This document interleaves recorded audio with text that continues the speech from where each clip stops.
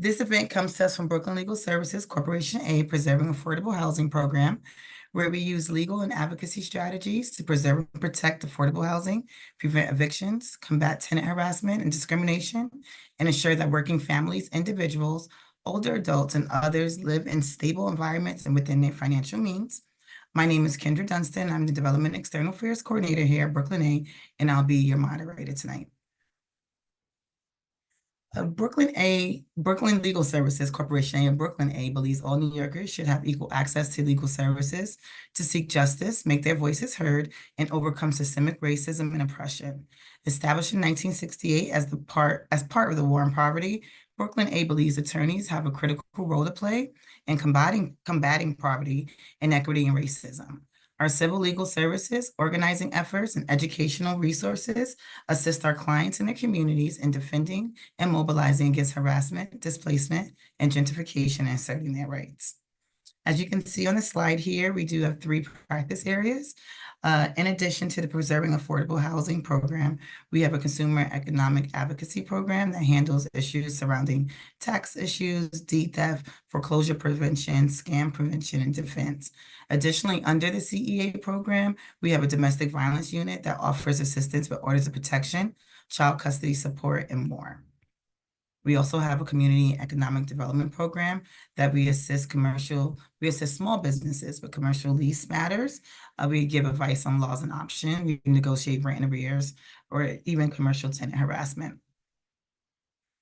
I would like to thank our sponsor, Mathilde Francis, who is the Interim Executive Director at Coney Island Revitalization Corporation.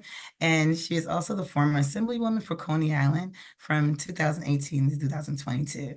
Ms. Francis, thank you so much for partnering with us and reaching out to us to advocate for this type of information so that it can be shared. I know you've done a lot of work in not just Coney Island, but Brooklyn and New York City, and I'm so excited to have you here tonight. I am going to turn it over to you to talk a little bit more about Coney Island Revitalization Corporation.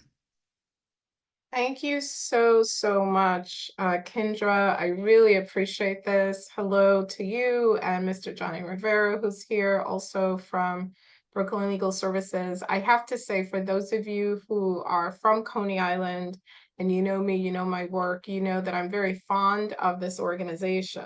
As the Assemblywoman for Coney Island, I partnered with your organization for many important projects in our community. One which comes to mind is focusing on a lawsuit, believe it or not. We were looking all over town and had spent many months making calls, reaching out to people.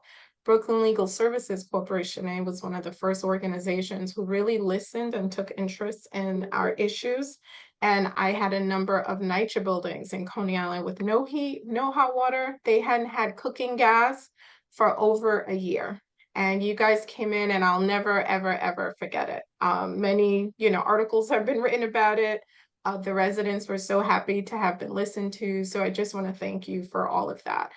These days, some of you may be wondering what I've been doing since the assembly. As you know me, I'm always wearing many hats, but I'm honored to be part of an organization in Coney Island. We go by CINRC, the Coney Island Neighborhood Revitalization. Our headquarters is at the Naomi Amy Zion Church on Neptune Avenue, but you'll see us out in the community, normally at the library, tabling, holding office hours, meeting with clients, and doing all sorts of things. I'm not sure if any of my team members are here. Let me look at the list to see if Lena or Jenny are signed in. Probably not yet, but I guess they'll be here soon.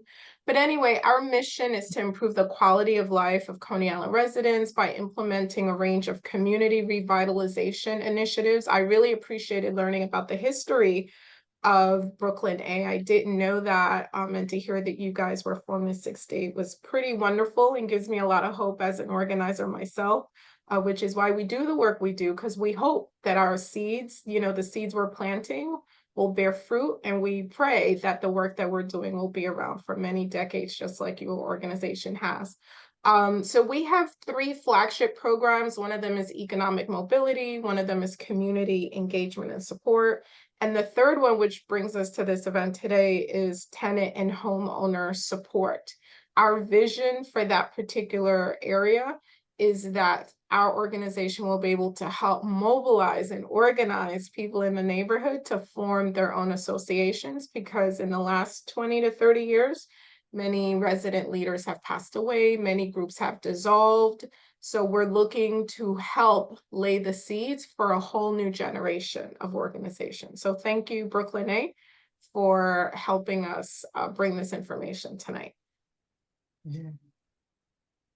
So those of you on this Zoom tonight, if you're from Coney Island, I wanted to give you a shout out and show you some of the buildings that we have in the community. As you know, we have one of the largest NYCHA contingencies in all of New York City with some 40 buildings. I'm not listing NYCHA today because, as you know, NYCHA has tenant associations. I work very closely with that population, and because they go through the NYCHA infrastructure, those buildings do have elections and they make sure that they have representation. So today we really wanted to get people who are from the other high rises, because we are a neighborhood of high rises. And so let us know in the chat if you're from any of these developments. Who's from OT or C-Rise, Ocean Gate, Sea Park, Grenadier, Coney Island Houses? We'd like to hear from you. Coney Island Commons, I should say. Friendset Apartments. So let us know if you're from any of these high rises in the community, whether you're from the East Side. Luna Park is here. Thank you. Nice to see you, Tina from Luna Park. And anybody else, let us know in the chat where you are. And welcome. Thank you, Kendra. Thank you, Ms. Ford. I do want to let you know that Jenny is here.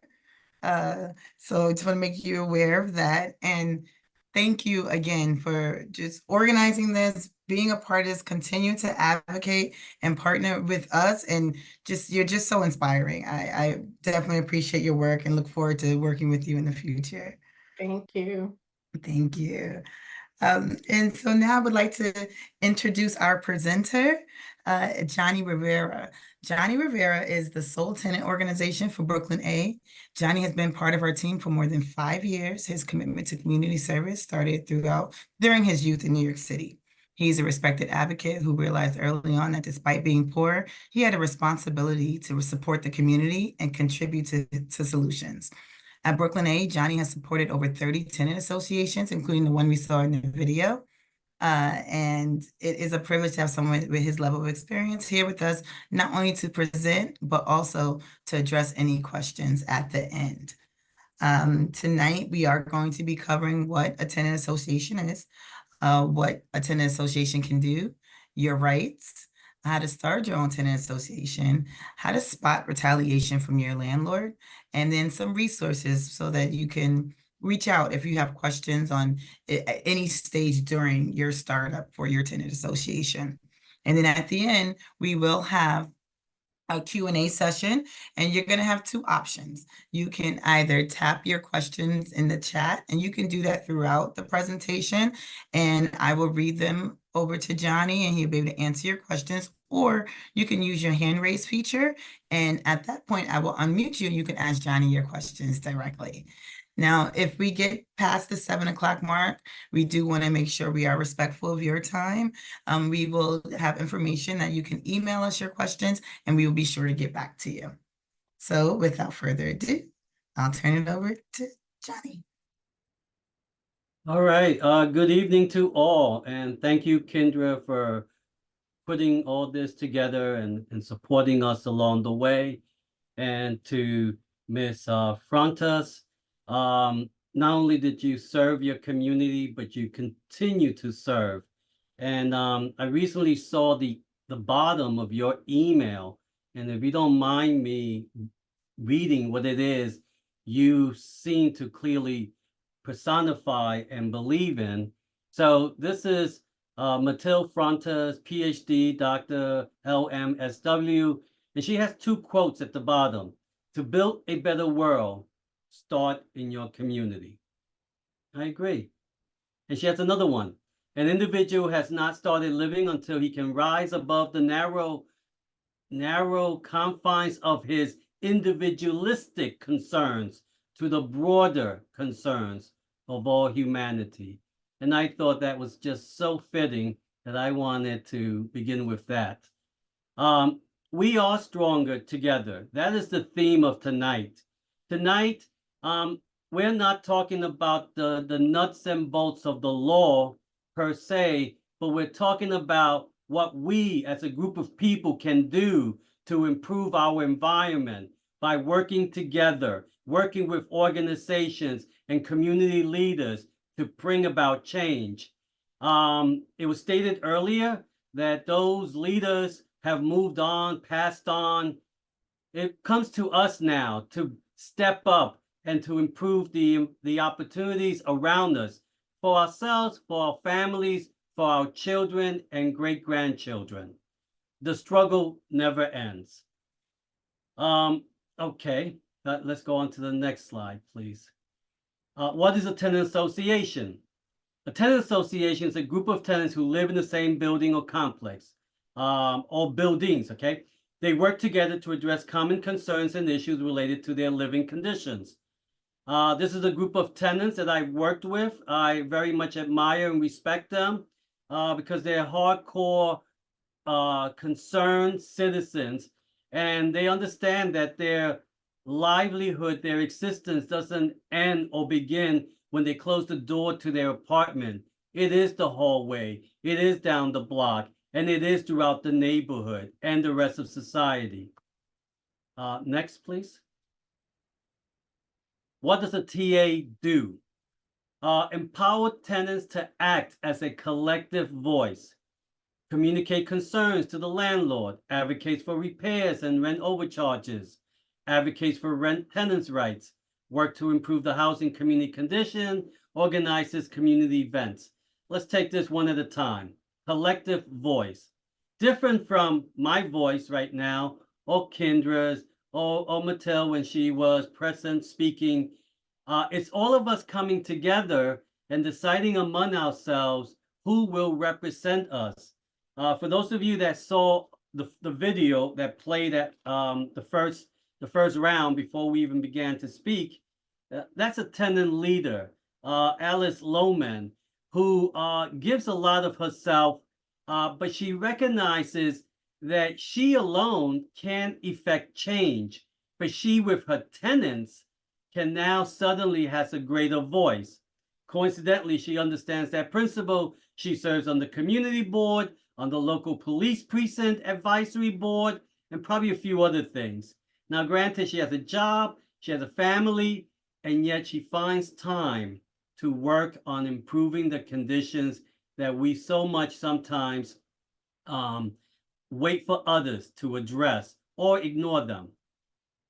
Communicates concerns to the landlord. Yes, sometimes what's effective is a representative who has been able to survey everyone and say, these are the issues. Now, it doesn't mean that landlords, they like anything else in the population, you got good people and you got bad people. Some of the landlords we deal with, unfortunately, tend to be sided in one way, and that is that they're not truly listening to their tenants and certainly not responding appropriately, and why we then come in to be of assistance. And we think of our role as a partnership. We're not here to do for you and resolve it. We're not the moral police. You, Mr. Landlord, you've been bad. None of that. We want to work with you, because when we depart from that environment, we hope you have enough skill sets, enough volition on your part to want to continue to improve the situation. Advocates for repairs and rent overcharges. There are ways to do this, but it's so much better when so many more of you are involved. Advocates for tenants' rights. Tenants have a right. We live in the state of New York where our state government recognizes that we have rights and tries to really protect them. Things are not always perfect, but it requires us engaging as well and asserting those rights. So I will say more later about that as well.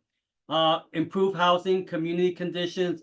Your building doesn't stand in an isolation. It's part of a community.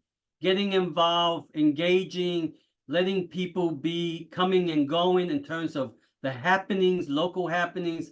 That is so important. Organizes community events. I think, building pride party, block parties, getting to know our neighbors down the street, neighbors who don't live in the same type of buildings, but they live there, working together for the betterment. When we do that, we not only empower ourselves, but we empower others and generations to come. Next. Know your rights. Okay. Everyone has the right to form a tenant association within their building if they are more than 2 units, regardless if it is rent stabilized, Section 8, NYCHA, etc. So I want to say here that two people can form a tenant association. I would hope, I would wish, I would want hundreds, but reality is a few will always step up, and that number is okay. And I lowballed it purposely to say 2. We really want more, but 2 is enough to really get the ball rolling. And there is, again, in New York State government, where a former Assemblywoman Frontas was at the vanguard. We have a New York State real property law, Section 230. A landlord cannot interfere with your rights to create a TA. Now, cannot and will, 2 separate things. Should not and could be stopped, but will, depending on the morals of that landlord, we've seen otherwise where they attempt. But for the most part, in unity, there is greater strength than an individual. So a landlord cannot harass or penalize you. This is all by law. Stop you from conducting outreach. That means knocking on doors, talking to your neighbors. Have law enforcement disperse a TA meeting. Yeah, they can't do that, but they can call the police if they want to be mean-spirited. But the police can't stop you from convening. Call the fire department, allege that you're meeting in the hallway or common area and therefore blocking exits, whatever claims. But as long as you're not doing that, the fire department, the police department, and any other agency are welcome to join you and sit there and help you think through how to bring about a decent living situation. Next. What types of legal actions can tenant association take? The big one, the popular one is called the HP action. Stands for housing part, but I don't like that name. It doesn't say anything to anyone. It's for repairs. That is something that we always need. Look, every building that goes up will eventually come down. It needs maintenance. It needs upkeep. And if people are doing a good job, tenants are happy with the building, that's great. We're usually looking at tenants who are unhappy because their landlord is not treating them right. There are overcharges of rent, and there's a state agency listed down below, and we can again, remind folks later. Division of Housing and Community Renewal, and there is the website where you can file a claim. And while you could do it individually, I will urge you all to do it collectively, so that there's greater sense of urgency and a greater sense that this is happening to many more people than just one. You may have heard that landlords want to repair your building. Yay! And guess what? You're going to pay for it. Nah.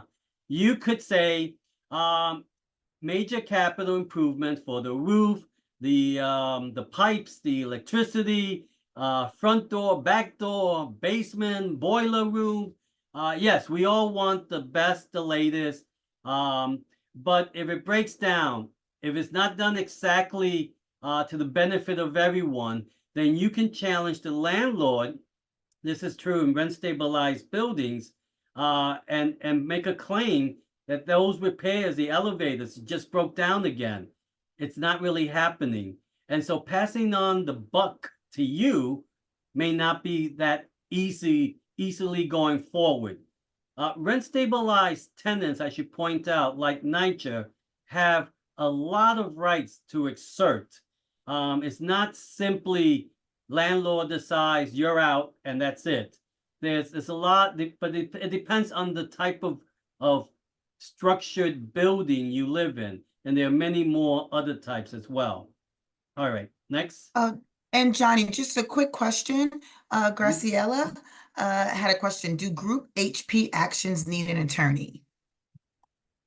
I always recommend an attorney. You don't, but why not get an attorney? At Brooklyn Legal Service Corporation A, we do group representation, and other groups, other organizations do the same.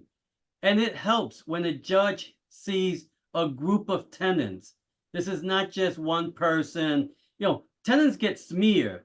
You don't pay the rent. You're a nuisance. This is what people want to say about tenants. No, I've known over 99% of the tenants who are paying their rent and not getting the services they so agreed to on the lease. It's just not happening. Why then legal action? So whenever possible, yes, get a lawyer. But nothing takes away from you organizing the tenants, you coming together as a group. That vibe, that commitment has to come from you. A lawyer will argue your case based on law, but the rest is on you, your stories, the impact. That is very powerful, and a judge will welcome that very much. Thank you, All right. Johnny. And thank you, Graciela, for your question. How to form your TA. I did an outline here, but let me just say at the beginning, there are many ways. This is not an absolute 1 plus 1 equals 2. You can do 1 and 9, 7, or 2. But let me give you a sense, and we can discuss this further as well. And after this webinar, identify a few tenants that have the same concern. Absolutely. Don't go at this alone. You may have the conviction, the moral willpower to move forward, but encourage others to be part of it. It's just so much better and easier. Go ahead as a group and plan this out. And you may want to put up notices in the building.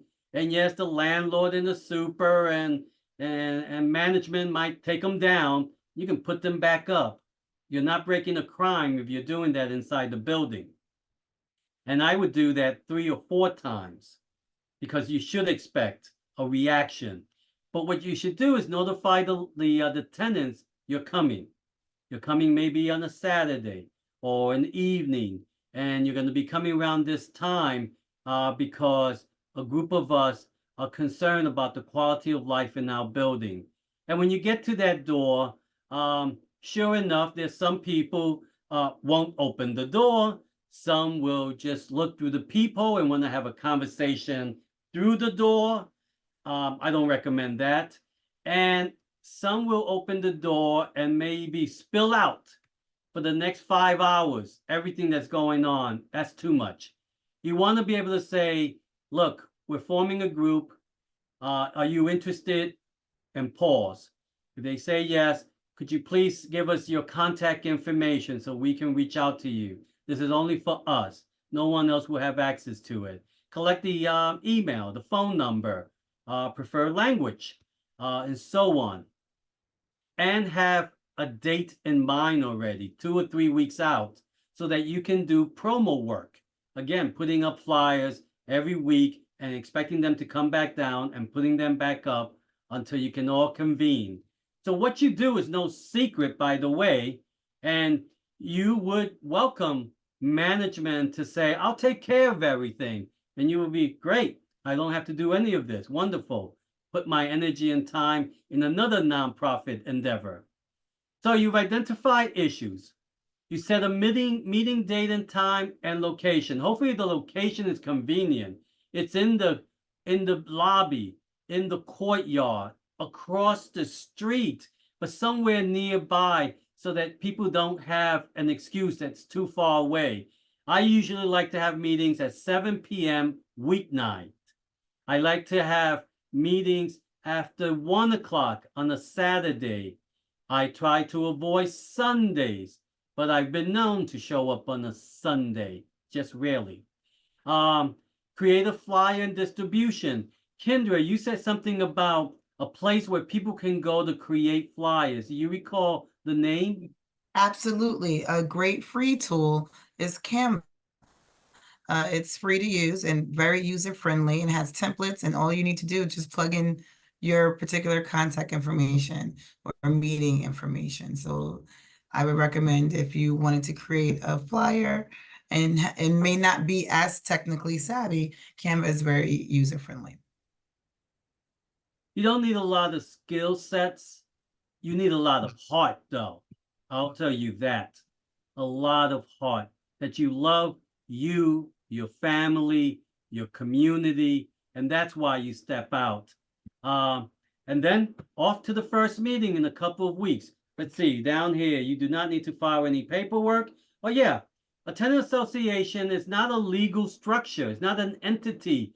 It's just you and I. We're a tenant association. Who's going to take it away from us? I declared it. There, done. And what else? Okay, yep, that's it. That's fine. Thanks. Johnny, quick question. If there was already a tenant association established in a building, but they're not really effective or addressing the same concerns as you, are you able to create your own tenant association? Yes, yes, I know that creates friction, right? Because sometimes people with tenant association get really into titles, become very territorial.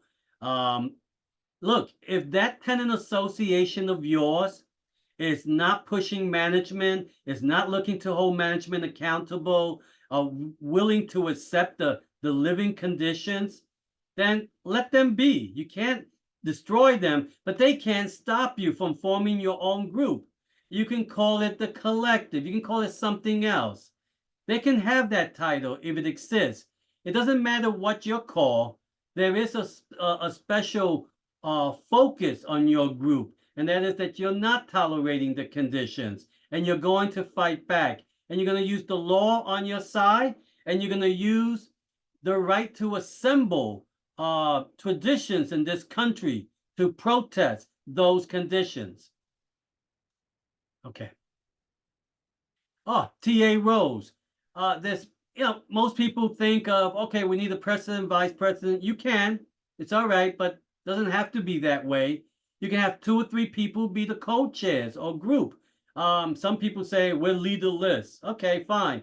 Look, someone needs to call a meeting. Someone needs to work with others. Someone may not want to take notes for follow-up purpose. There's just different responsibility. If you try to run the group democratically, that's really what matters. And democratically does not have a space for dictatorial characters. So if you find yourself wanting to lead, the military is still recruiting, I think. But other than that, here we want to work together. We want to listen to each other and then ask the group, is this the way you want to go? Because at the end, you need everybody on your side. And it can't be just your show or the highway. This is not that kind of a place. Everyone is a volunteer. Everyone is struggling, and they're trying to make the best of this. And not everyone has ever had experiences in being asked the question, what do you think, being part of meetings and part of movements. Most people are good people. They mind their own business. They go home. But as we see, that perception, those upbringing, those values that our mamas have taught us don't always yield the best situation when we are afflicted and attacked by people who operate these businesses called buildings and are not looking out for your interests. So choices to make, decisions to make. Go back one moment. When there's a big TA, you really need floor captains. This idea that one person, 100 units is too much. Floor captains can listen in, can bring back information, can be the conduit of what's the next action and step and where we're needed to go. So think about that as well. That's really key. All right, thank you. Let's move on then. Conducting a meeting. Introducing yourself. Hi, I'm Johnny, apartment 2C. That's one way. Or let's get to know each other. Just because you live in a building on the block does not mean you know each other. You may have seen each other. You might have been cordial. You might have talked about the weather. But you need to have these meetings where you're thinking about how are we getting to know each other? How are we deepening relationships? So it's a little bit of an icebreaker. What is this something people don't know about you? What's your preferred food? Where do you want to go on vacation? That was my other thing we did last time. And you get people to laugh, to talk, to get to know each other. That is so important. And we don't even do that at the job scene. I know this. I work with people 5 years. I don't know them. They don't know me. It's the way it goes. Provide an outline for the meeting. An outline is important, and that everybody should know what it is that's going to be discussed. Don't always try to have 20 things on an agenda, 2 or 3. Leave room for what may occur, what might become obvious to the audience. Stick to a timeline. If you said the meeting starts at 7, don't wait for the latecomers too much. 5 minutes, grace period. Begin the meeting. And if they come in late and they're saying, sorry, interrupting, excuse me, you're interrupting, and we can talk later, end the meeting at 8 o'clock. Not because you finished the work, because you want to be respectful of people's time. The meetings don't have to be everything to everybody. Just some key things. Why an agenda should be 2, 3 items at most. Always review the concerns. What is going on? Collecting information. Are things being repaired? I've noticed as soon as the tenant association that morning, hello, we're here to fix your problem. 8 o'clock. It's rude, disrespectful. There's no appointment. There's no consultation. No. And more so when you file a court case, there's a rush to get things out of the way, fixed right away. Not all of it, and not always great quality. That's just another bunch of issues to be dealt with. At that meeting, leave room for when you're going to meet again. Get consensus. What is going to be on that agenda? So everybody buys in. And if you could rotate sharing the meeting, taking time, that's even ideal. But it takes that consciousness, that willingness. Shouting. I noticed in meetings there are people who are very talkative, assertive, and domineering. And I've noticed people very meek and quiet. You need to help people understand that someone who's very domineering will have to wait. You have the power to control for that moment. Wait until everyone else had a chance to talk, and then I'll recognize you again. And maybe you got to use a timer. 1 minute left, so on. Keep minutes. Record, not in detail, she said, he said, they, no, the general issues. So that you can keep reflecting on that and thinking about it. Okay, what's next? How can I get more people in my building involved? One TA has cooked food. That's worked for quite a while. Food always brings people out. Being mindful of the 1 hour, and so on. But I wrote a few things here. Door knocking. Right before the meeting that day, 2-3 hours, reminders. That's very helpful. Flyers, notes, newsletter that you can post, put out, put under the door. It's constant communication. Be consistent. By that, I probably mean kind of the meeting, besides other things. But the meeting, Once a month is usually a good time, unless there is something very particular going on, very pressing. Then you might choose to meet more often, but always ask and get the consensus and work on that. Some people have asked about fees and dues. It can be helpful, but it can also be a strain on the relationship. Too often, people become very suspicious. May start asking you, "What did you do with that $20?" And you're like, "I don't know. Where's the receipt? Somewhere." And it just becomes too much. If you want to spend something, maybe make a little collection right there. Announce what you have, and say, for next week, next month, we're gonna buy 2 or 3 boxes of pizza, and that's it. Try not to have exchange of money going on. Let the good times roll. This is serious business, but you got to have fun with it. People don't want to always be complaining, be sad about their situation. Uplift. And you can bring outsiders to do some things. I often find that buildings are isolated like people. The abuse happening in my home, that's it. Nobody else knows about it. We need to invite the community. Invite the nonprofit organization to come and observe and be present. They show up, they don't, that's on them. Invite the local police community affairs officer. Invite community board.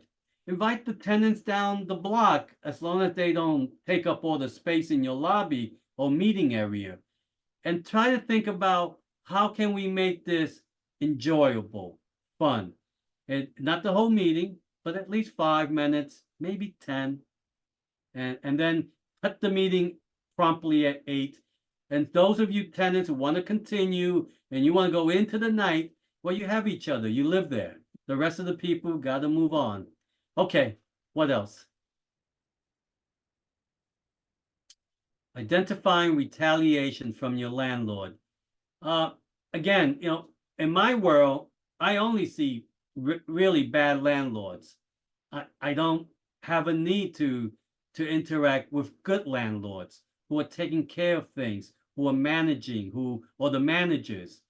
So here's some things to expect. Divide and conquer tactics. What does that mean? Manager comes and says, that guy, Johnny, he's a troublemaker. We know how to take care of people like that. Don't worry about it. What does that mean? Threatening calls. What are you doing? We can fix this. You don't need to be talking to other people about it. And other intimidation tactics. As soon as there's a group, you'll watch this in society, watch the news. As soon as there's a group, there are others that become intimidated and bothered, and then they come out to attack, usually verbally. And in this case, we expect verbal imply messages. And, I just happened to call the police because I thought somebody was hurt, which is fine, but there's no need to run away or anything. Just welcome the police and tell them we're having a meeting. They're welcome to stay or go on and protect the city. Using building employees to relate negative messages. Even the super gets involved. The super is probably one of the hardest work around, and manager and landlords abuse supers. So if a super comes, and usually a him, but I seen one woman is frantic. They don't know how to relay a message in the most cordial way sometimes. They're acting on behalf of their employer. They might even agree with you, but they dare not stand with you and say that publicly because their job is at stake.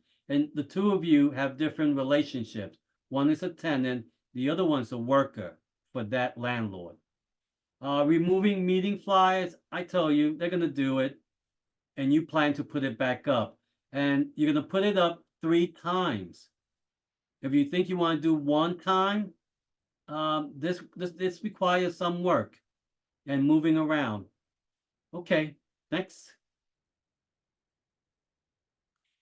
My favorite number, 311.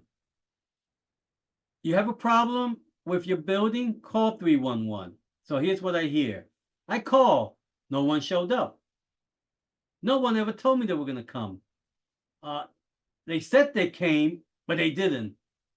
And they came and they didn't see anything.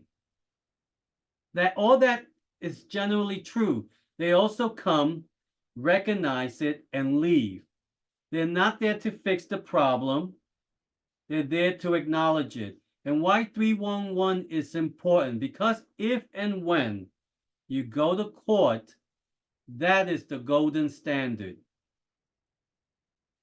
Because a judge will say, this exists, therefore the problem exists.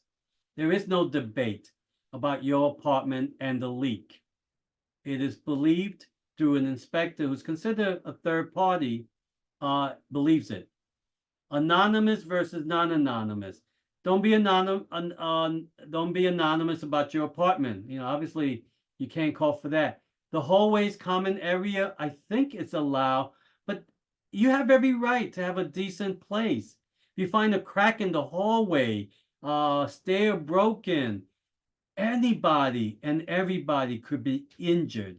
If you're afraid of being attacked, you need to be part of the group so you're not targeted alone. And everybody should be calling about all the issues. And community boards and city agencies are monitoring those numbers. And if they see a high call volume, they might dispatch other agencies to look into this. And the more the merrier you want in terms of attention, to apply pressure to get what you deserve. None of us are asking for the Taj Mahal, but we are asking for safe, clean, decent living situation. And we're entitled to it. The law says so, our lease agreements say so. So let's go for it. What else? Resources. There are many groups out here. We're one. You have Dr. Frontas here, who's another, but there's so many groups to help. Many of them are generous with the information. Some of them are led by tenants themselves. Two of them that are led by tenants, the Brooklyn Eviction Defense Group and the Crown Heights Tenant Union. And they're so professional, organized, full of spirit. I just admire their work tremendously. They do Stoot Watch for the smaller buildings. They'll stand there. If some tenants have been saying that they're afraid, landlord's been sending some goons, really big, strong guys, and saying a few things. So they'll come by, 4 or 5 of them, usually young people, and they'll sit there. And then when they see someone, they'll open up their cameras. They're not there to violate the law, but they have every right to stand and watch and look at what's happening and be a witness. And usually that scares those 2 big goons away. Of course, you know about us. Met Council is a citywide organization, and they have a hotline. They have a radio station. I mean, there's a whole world out here just devoted for tenants, as long as tenants get involved. And then there is the mother of the organizations, Housing for Justice for All. It takes busloads of tenants to Albany because that's where the legislations are made, and pushes for protection for tenants. And mind you, at that place in Albany, the landlords are doling out lots of contributions left and right, and they're trying to get their way, and nothing illegal about that. So if we're not at the table, then we might be the menu, and we're going to be eaten up. Next. The Rent Stabilization Board. For those of you that are rent stabilized tenants, as you may or may not know, every year this city has a hearing about you and me. Should we increase Johnny's rent? I always say, hell no. But I'm one. But usually a lot of tenants go there And the group is composed predominantly by the mayor. So our mayor has made the largest appointment to that board. And then there are two tenant-friendly representatives. But the majority are looking and listening to the landlords. Landlords, interesting enough, one of the richest people in the world, they cry poverty. They cry they don't have enough to get these buildings in order. They always are crying about not having enough when we are the ones who are just barely making it by. So I invite you in my last 2 minutes, June 5th, 5 to 8, Mega Evers College. Sign up in advance. The link is there.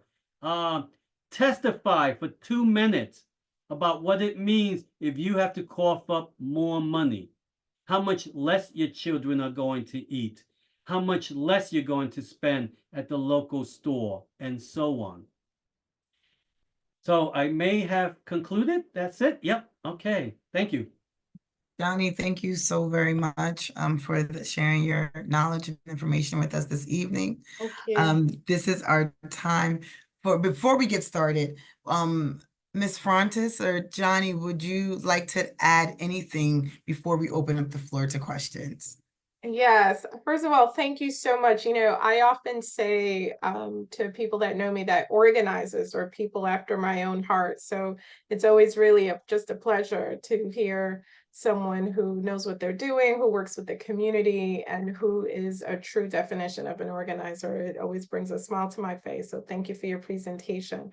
I was going to put this in the chat, but for anyone who's from Coney Island, we're not discriminating if you don't live in Coney Island, but only because we're one of the partners for tonight and we are a Coney Island based organization. Would you be kind enough to send me a message with your name, what high rise you're from, and a way to get a hold of you, your number or your email, so that way my team and I can follow up with you. If you need some support to develop a new tenant association in your building, we'd like to just be able to follow up with you. Maybe Ms. Dunstan, are you looking for everyone to do the same, or you have their information already when they sign up for the Zoom? Or I do have everyone's information, but not necessarily where they belong to. So they can put it in chat and I can pull it out for you and send it over if they like, or directly message you. okay, thank you. And anyone's free and welcome to send it here. Thank you. Okay. Thank you. So now we are opening up the floor to questions. If you would like to type your question into the chat, you can do so. I will read it over to Johnny. Or you can use the hand raise feature, raise your hand, and I will unmute you and you can ask Johnny your question directly. Will they appear on camera if they raise their hand? No. Oh, they won't. Okay. No, unfortunately. Now we do have we have a couple of questions coming in. First one's from Tina. How to draw legal documents. I'm guessing you want to know how to draw up legal documents. Johnny, I will recommend that she should give us a call or email us and we can assist you with that. That would be I would think would be the most efficient way of doing that for you. Is that the correct answer, Johnny? Yes, and I was just curious, by legal document, what are you referencing? Tina, I guess she has to write it in. But yes, BKA, we can be of assistance on that. Okay. And then Angelica asked, once a tenant association is established, how do we bring it about in court? You've collected the list of all the repairs that are needed. You want to approach a nonprofit organization like ours, legal service provider, to join up with you in taking this to court. If you want to do it by yourself as a group, you may. You want to prep up for that as well. There's a lot of things you want to keep in mind, and the resources that I provided earlier would be of help. But I highly recommend, if it's legal services for the group and it's free, you should capitalize on that opportunity, because you should be about trying to bring as many people to help the tenants in that building to go forward. Nice. And Tina is here to elaborate on her question. Tina, Yes. hi there. Hi. If you like to turn off your camera, I think you may be able to. I apologize for the misinformation. it's But if okay. not, It's okay. you're fine. Yes, I'm fine. Okay. May I ask a question? So from the legal point of view, my question was first how to draw legal documents. I mean, we have the status of the nonprofit organization. I mean, so from the legal point of view, how from A to Z to make all the legal formalities to be established and to be recognized by the city, by the court, by the management. And for example, in our case, we have some mismanagement from the board of directors that was elected by the in the last elections in our community. We see that there is some issues with the mismanagement in terms of money and in terms of the quality of the provided services. So our question is how to be legally to be established and to be recognized. I mean, to oppose all these issues. Before I answer, Tina, do you live in a building where you vote for your board of directors? Yes, we Okay. do. All right. So It's that's a little we're living in the HPD property. We're living in the house stable apartments, but it's still HPD. all right. You are, first of all, I stated earlier, you don't need a structure. You and your tenant, fellow tenant, I'm a tenant association, that's it. Not I, not the mayor, not the governor, not the president can say otherwise.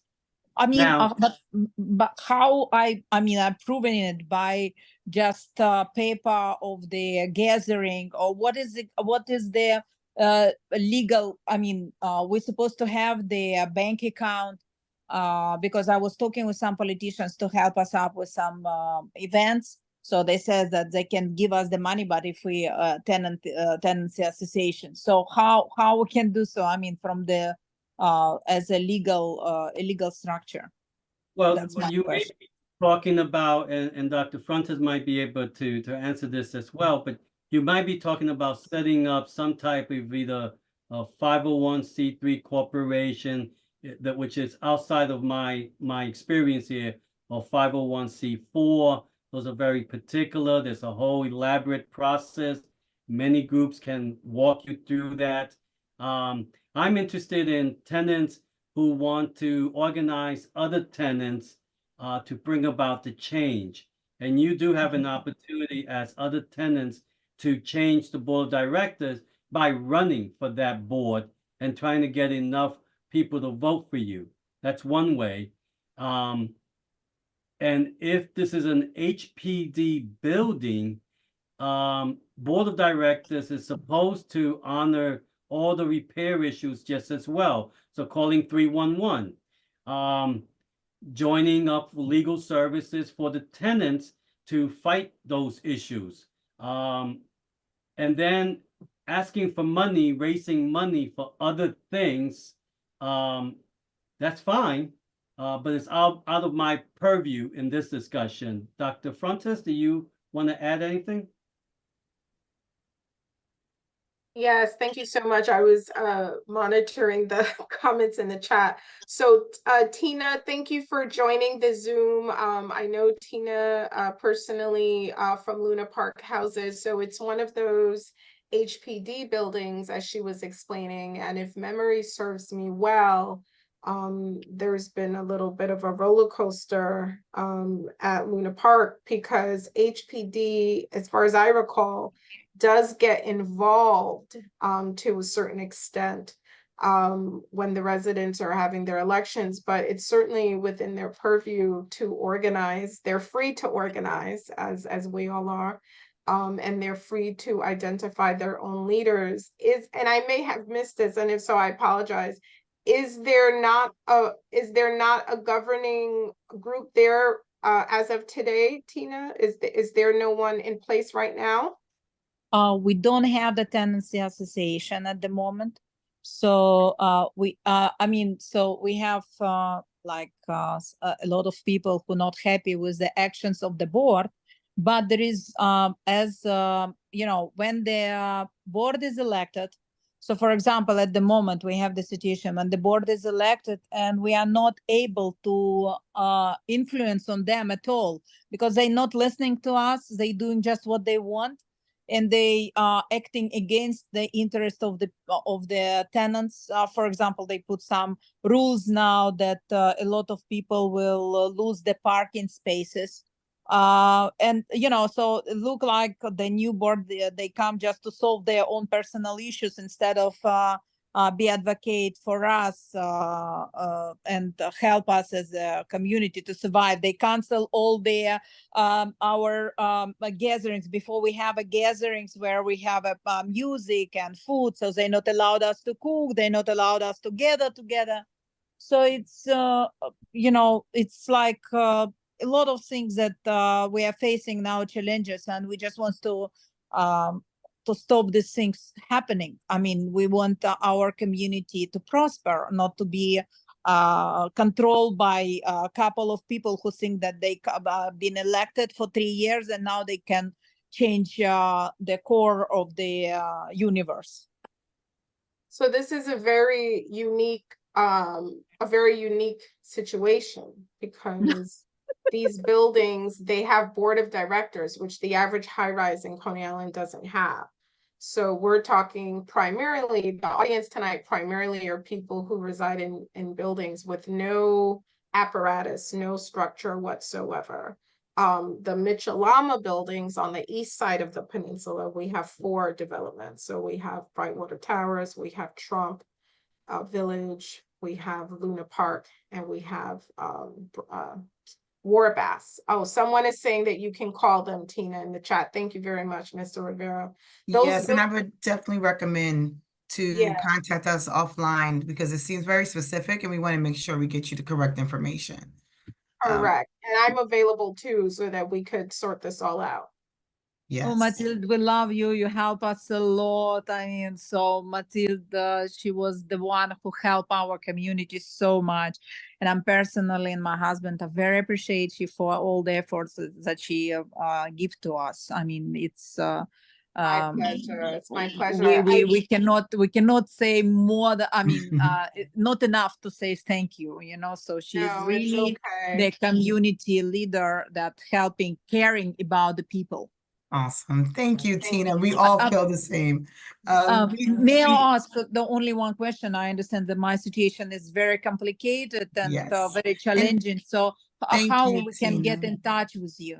I'm going to give the contact information. We're closing in the 7 o'clock hour. If everyone will allow us maybe 3 more minutes, because it's about 3 questions that would like other There people are to some get those answered. questions, yeah, in the chat. The next question, really quickly, Johnny, Erica wants to know, do we need bylaws as a collective or a tenant association? The group of tenants coming together, you can proclaim tenant association, but that's just a name. You need the spirit.